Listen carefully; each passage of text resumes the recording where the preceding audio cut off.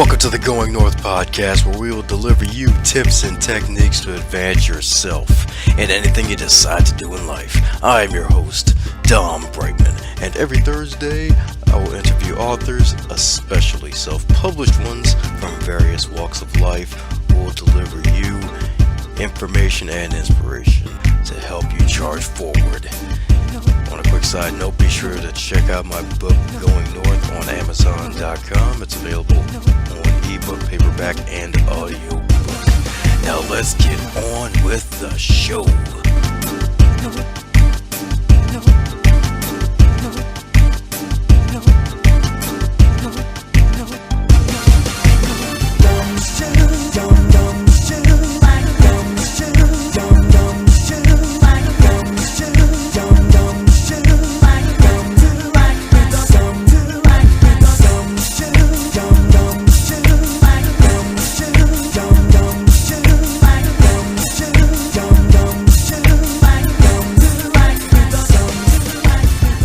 Today on the Going North podcast, you're going to be learning about how to work with jerks.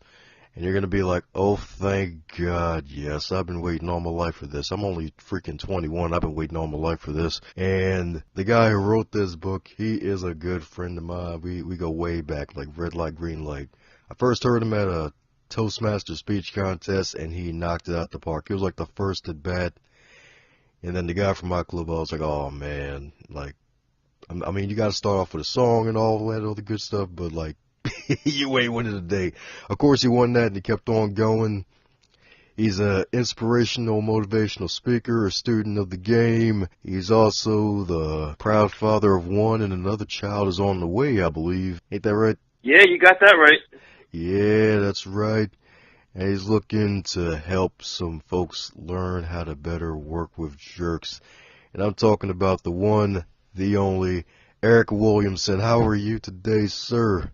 Oh, man, thanks, Dominique. That was an outstanding intro, man. You had me smiling from ear to ear. I was like, wow, yeah. But you're right. We do go back, man. We go back a minute ago, and I'm glad. I'm really grateful for you to have me on your podcast, man. Oh, my pleasure indeed. Heck, so I'm even more excited about this title, man. So it's like how to work with jerks. So what really just led you to that? Out of all the things, like what led to you writing that book in particular? Yeah, that's a good question. Quite a few people have asked me that since I've been working on this book and finally published it. And like you said before, you know, I'm a keynote speaker, and I also do consulting work with organizations who want to build tomorrow's leaders today and want to create an environment where employees feel acknowledged, appreciated, and valued. Throughout my work with all different organizations, one common thing has come to mind, and that there's always some sort of conflict or some sort of difficulty with getting along with certain people in the workplace. You know, whether it's personalities, or whether personalities clash, or whether there's just something wrong with another person that really keeps you from getting work done. I noticed that was just a common theme. And I thought about my own personal experience being in the workforce and being a manager and being an employee as well, you know, working on both sides of the management and the employee side. You know, I noticed that it's a common thing. You know, it doesn't matter how smart, talented, or gifted you are. There's always a situation where we have to deal with someone we just can't stand, and that keeps us from getting work done. And my understanding is that everyone wants to know how to do it. They want to be able to survive our workplace relationships by being able to manage jerks. And at the end of the day, it's all about managing relationships. And that's why I wanted to provide that resource, that tool for people that have always had difficulty, always have those pain points with showing up to work day in and day out, and just having to deal with someone that they can't stand, and how to navigate that, how to get through it. And so I wanted to design a roadmap to allow people to do just that. And this book it's just littered with all types of resources that people can use in order to manage those relationships so that they can get work done with all types of people, but especially jerks. Let's face it, people, you know, jerks are everywhere. You know, it doesn't matter how talented or gifted you are, we will encounter someone that we don't necessarily get along with. And we need a strategy for working with these difficult people so that we won't suffer or risk failure on the job or in our careers. And that's what has happened in the past, sadly. Yeah, it's true indeed. I mean, a lot of folks nowadays, especially with like tensions rising high, but heck, even before that, it's like there's always that one person that just really grinds your gears, and heck, they may even eat your food out the fridge because you didn't put your name on it. Yeah. And even if you did put your name on it, they still eat it anyway. You know, exactly that. And you're providing an example that's definitely common in the workplace. Doesn't deal with work necessarily, but that is a common thing.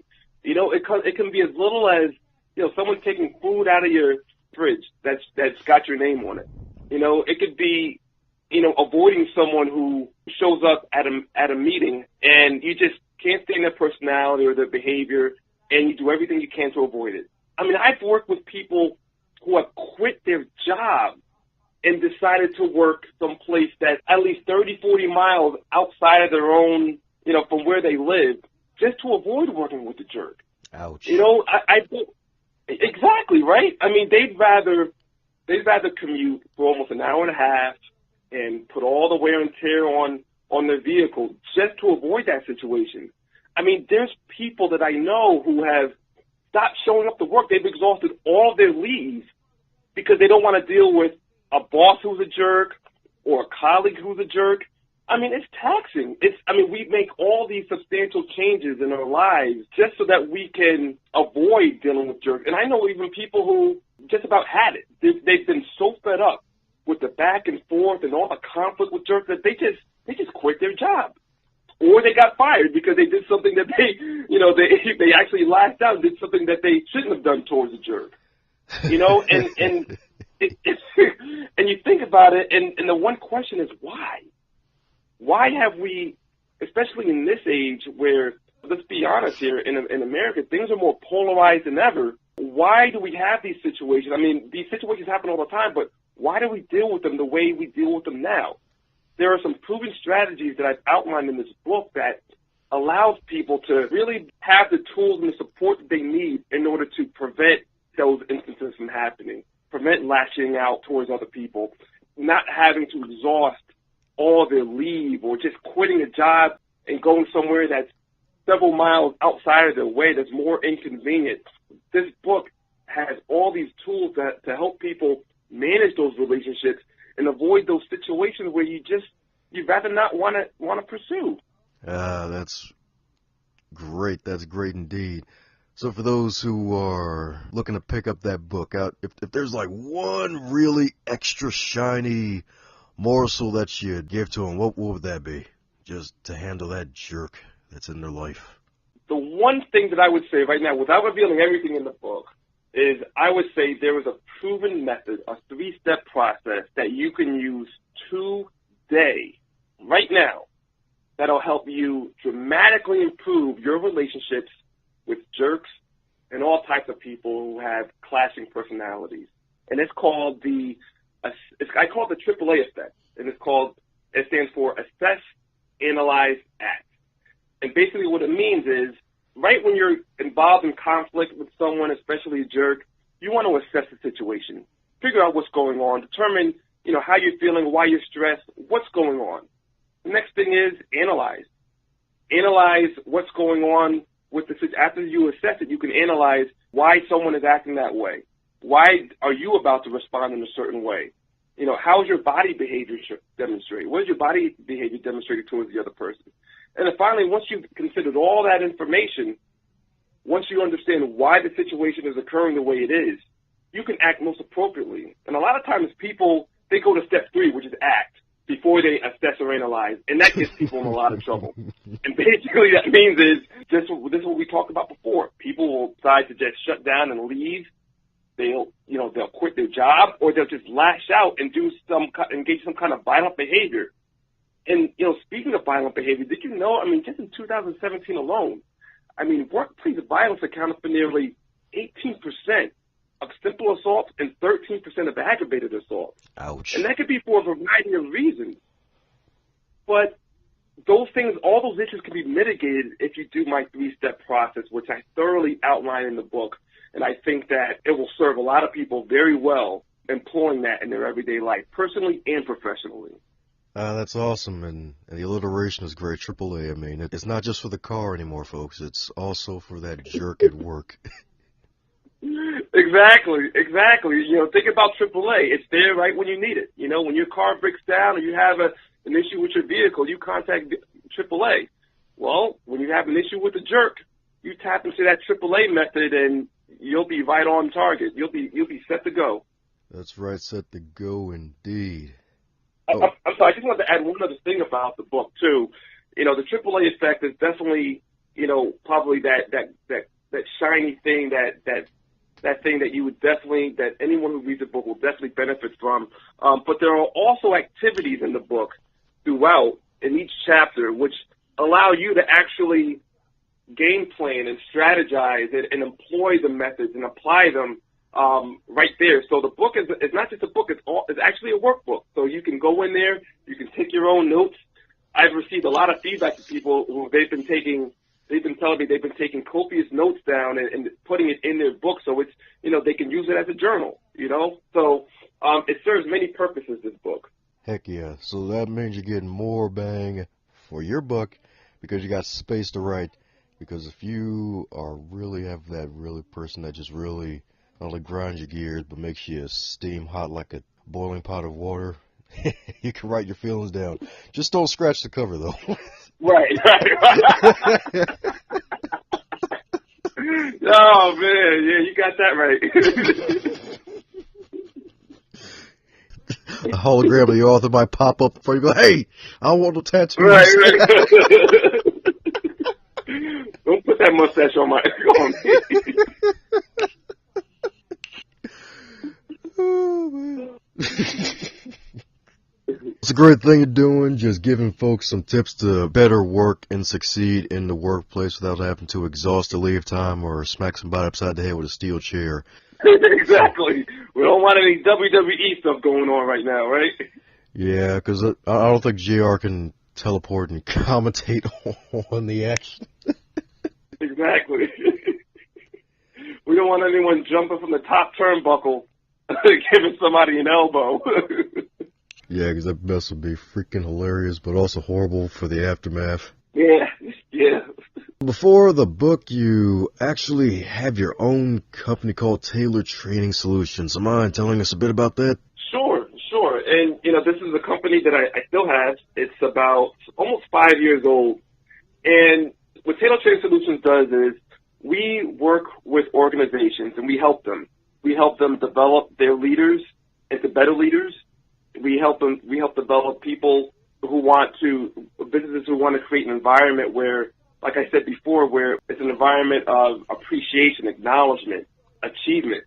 And so what I do is I visit each organization.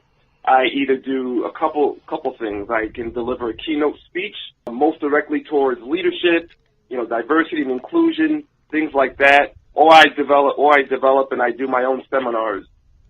And my seminars consist of programs that include workshops for training on emotional intelligence, conflict management, things of that nature. Effective speaking. I just created a workshop called Speaking Like a Pro. And particularly it's for regular people who just need to speak or provide a briefing or presentation at a board meeting. It's not for the avid speakers such as me or you, developing a Toastmaster speech or doing a keynote speech.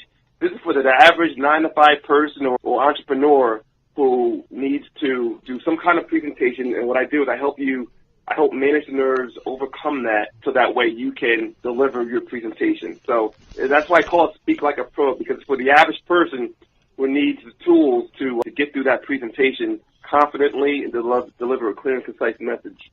That's really good, and it's a skill that's highly needed today because I remember, heck, in high school, and I don't think they still don't teach this in school for some reasons, that public speaking is a skill that's always in high demand and it always gives you more opportunities because usually those who get more out of life are those who are able to communicate effectively, especially in front of a big group of other people, and that's really awesome that you are doing that for people because that's something that a lot of folks are missing. They don't look to develop that skill until their early 30s. Yeah, and I tell you, one workshop I just did this past Monday, it was a Speak Like a Pro workshop I did. It was about 2 hours long, and people laughed at it, but it's true. People they'd rather go toe-to-toe, with a tiger or a lion, or jump in front of traffic on 695 instead of speak in public.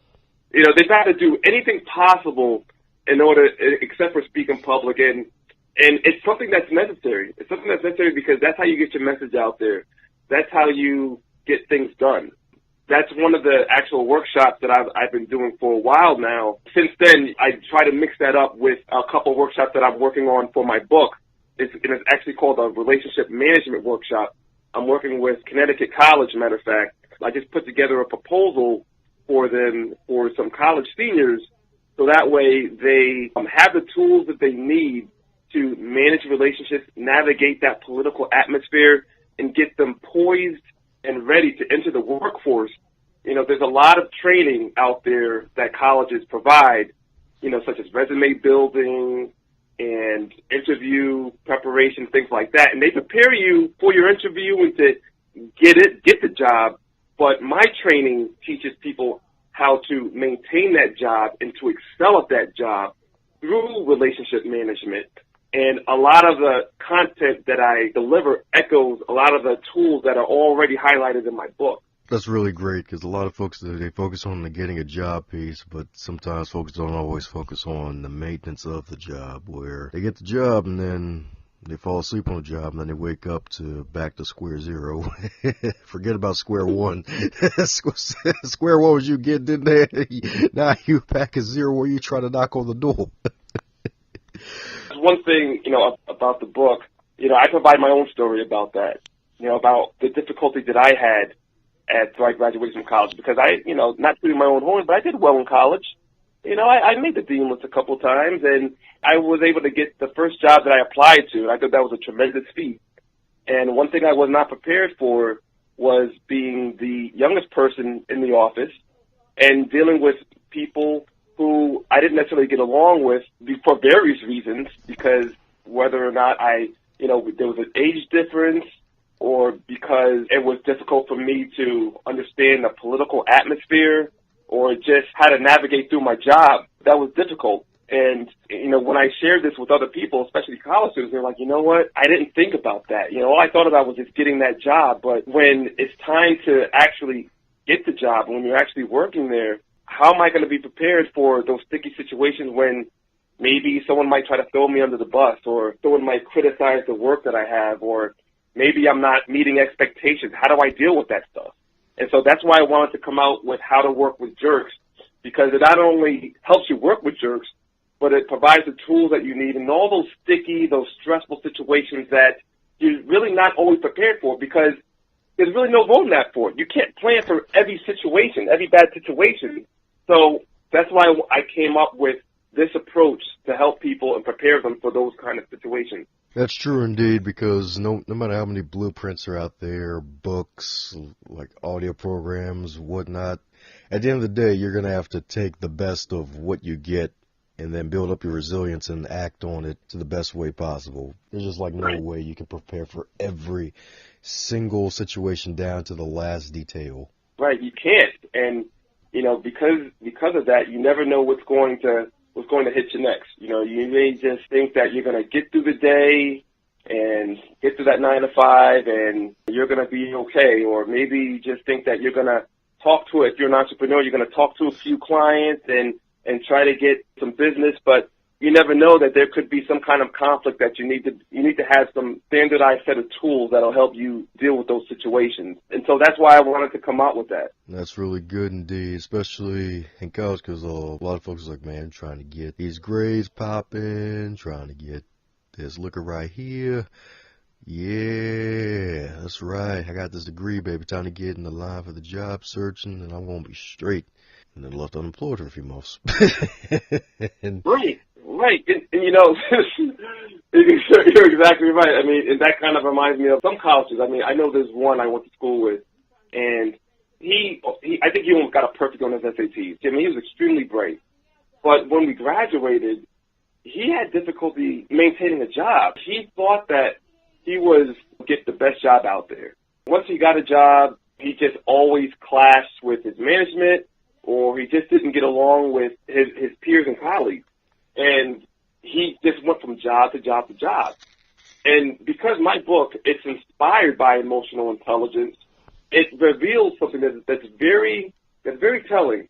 It's basically, I think I mentioned it before, it doesn't matter how talented and gifted you are. If you can't manage relationship with people in the workplace, then you're not going to get very far. You're going to be somewhat ineffective at what you do. And that's going to hinder your growth. It's going to hinder your advancement. It's going to hinder you personally and professionally.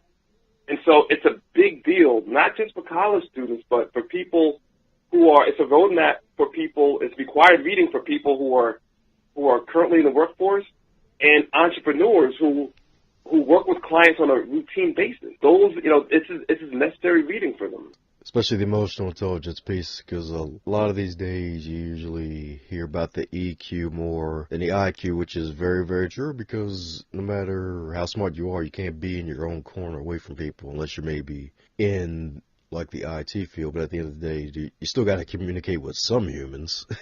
Like, you have to be able to navigate that. You're absolutely right. So through your journey of learning how to manage relationship in the workplace and helping others to do so, what advice would you give to someone who's looking to strike out on their own and start their own company and possibly write their own book? That's a good question. Hindsight is 20/20, but when I look back at it, I wish that I had started this earlier. I wish I started entrepreneurship earlier. And when I mean earlier, I mean without dating myself. I wish I started it when I was in my early 20s. It's so important because if I knew exactly what it is that I wanted back then, I would have started it. But entrepreneurship is such an important thing because it allows you to pursue your passion. All right. A lot of times we think we know what we want, and we realize that it's probably not for us once we actually start doing it. But if I had that familiarity with it, that ability to do entrepreneurship, I definitely would have. But right now, though, for anyone who was willing to start their own business or write their own book, one of the things that I recommend is come up with a business plan. Business plan is extremely important because it'll save you a whole lot of time, because it'll force you to be absolutely crystal clear and specific on what it is that you want to do. I've met people who said, hey, I want to do a food truck, or I want to have my own car wash. And because they're all over the place, they have it in their mind of what they want to do. It's really hard for them to actually get started because they don't know where to start. They have no roadmap. And what I did was I went on, I think it was sba.gov, Small Business Association.gov, and I completed my own business plan. It took me some time to do, but it actually forced me to be absolutely crystal clear on what it is that I wanted to pursue. As far as writing a book, when I wrote this book, this is my first book, I was completely intimidated. But what I would recommend people to do is, yes, it's natural to feel intimidated because you're going to have people reading your words, and you want to be shining the best light. I really didn't have any experience with writing other than taking some English classes in high school and college. But if anyone were to write a book, I would highly recommend that they get an author coach. And an author coach is someone who I retained about a year ago because I thought that my book was done. I thought that my book was done almost a year ago, and I got to the point where I completed my manuscript, and I was just thinking, well, what am I supposed to do now with this? Am I going to try to go the traditional publishing route and get a publishing company to take me on? Am I going to go the self-publishing route and just go on Amazon? Is my book good enough to go out there and to the public? I had all those questions. And so I asked a mentor of mine, I said, hey, look, I've got this manuscript out here. I don't know if I'm done with it. I read it myself. My wife's read it. But I don't know what else I should do. I don't know what I should do next. And so he referred me to an author coach. Her name is Kathy Fayok, and she's part of the National Speakers Association. And she met with me, and she gave me after the first meeting, she gave me some really valuable tips about what I needed to do to move forward with my manuscript. And after I took her advice and met with her on a few other occasions, my book took on a completely different meaning. From the title to the content, it all changed. Because my original title was something to the effect of How to Succeed in Today's Millennial Environment Through Emotional Intelligence. It was like a really long and boring title. And then after working with her and her challenging me to really think about what the book is about and who it relates to and what the pain points are, I came up with How to Work with Jerks. And now when I say that to people, they all look at me like, you're really going there? And I'm saying, yeah, I'm holding no punches. This is exactly what this book is about. So it really resonates with people. And one of the other things that I did, that she encouraged me to do, was establish an editorial board, which is a group of about 5 or 6 people or however many people you want, but people who are skilled professionals in different industries. I had them all read my book and provide me with feedback. That way I was able to obtain that feedback and all the necessary things that I needed in order to make that book into what it is today. And those are things I would have never considered had I not retained an author coach. And I was able to participate in so many different mastermind classes that allowed me to hear what other experienced authors are doing and how I can do similar things and really opened my eyes. It's a really big deal when you're an author. You know, like I said, you're going to write a book, I would definitely recommend that you get an author coach. If you're going to be an entrepreneur, I recommend that you put a business plan together.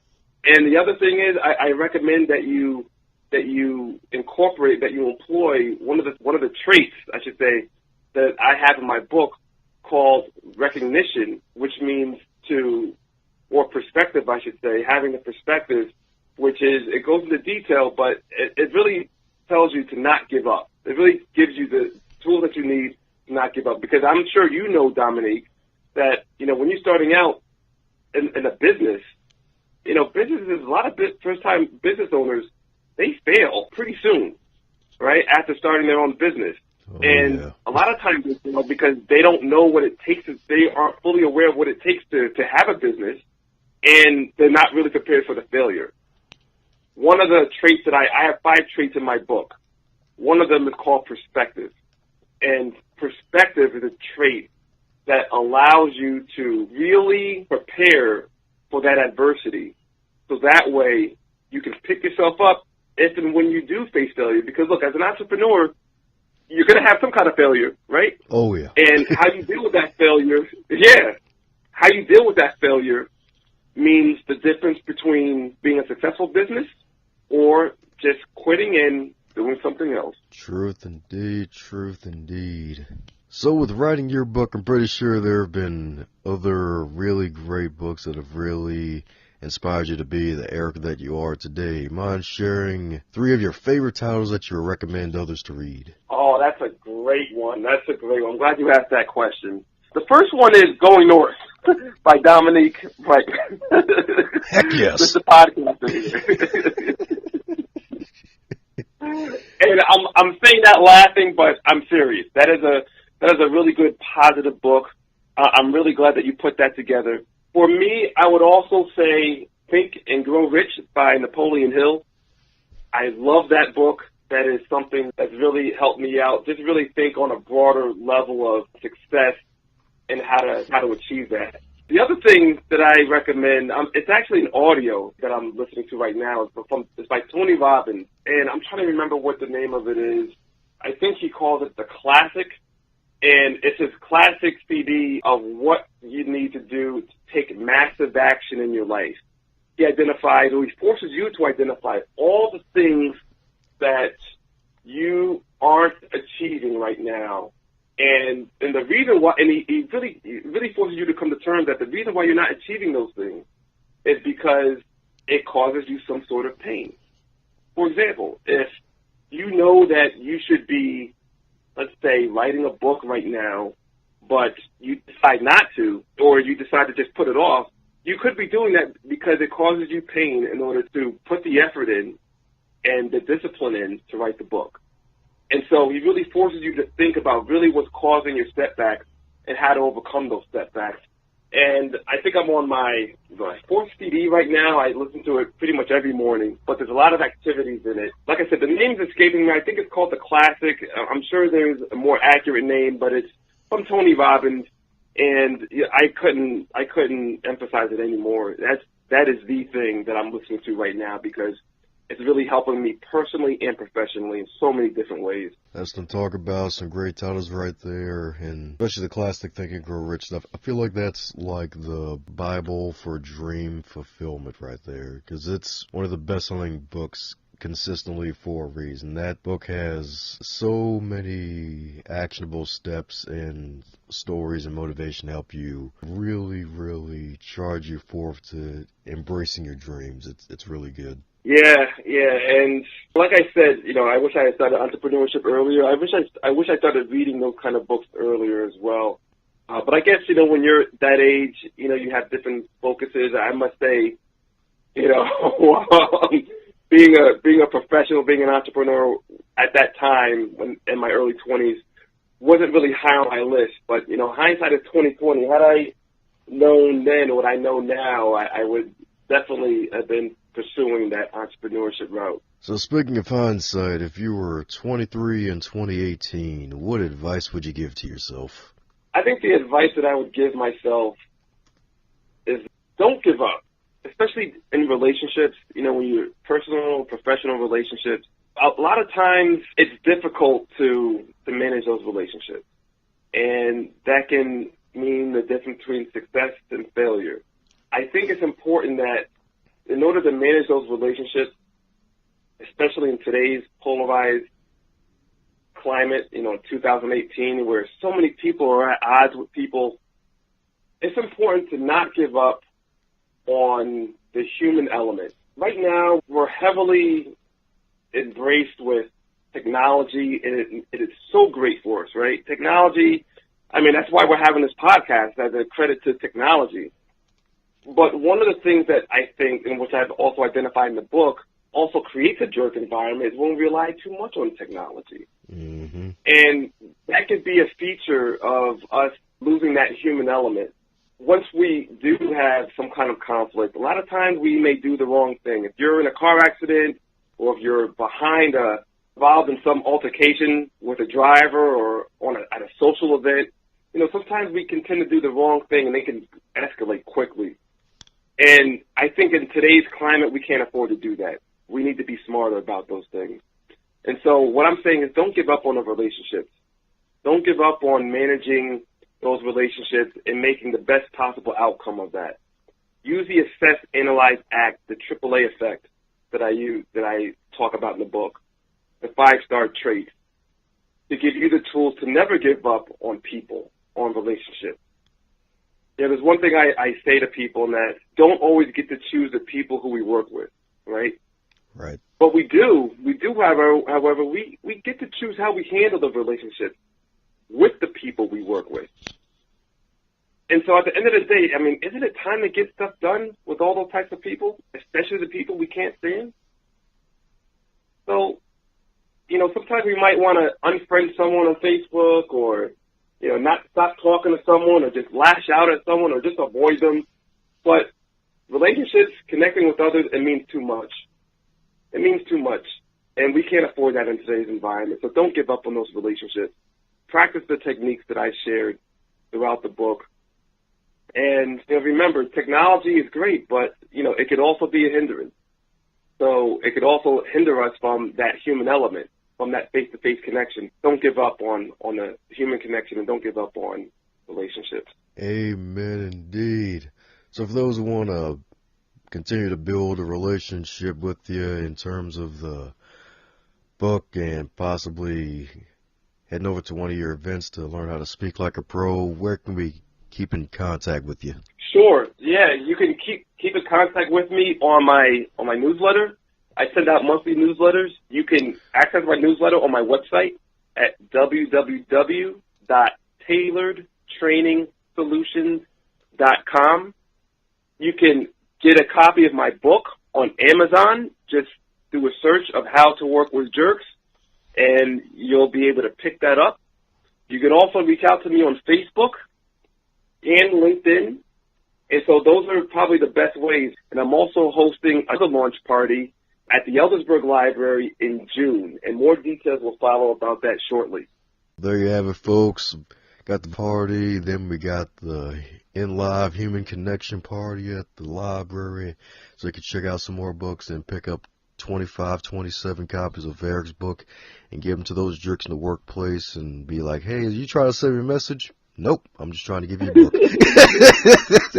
It's a conversation starter. A lot of people have been telling me if they just put it on their desk or they just bring it to a meeting and just put it there. And, it immediately starts the conversation, man. It does. It does. It makes things a little awkward at first, but people start talking about it. Oh, man, I can just picture down like, what you trying to say? Yeah, man. Yeah, yep.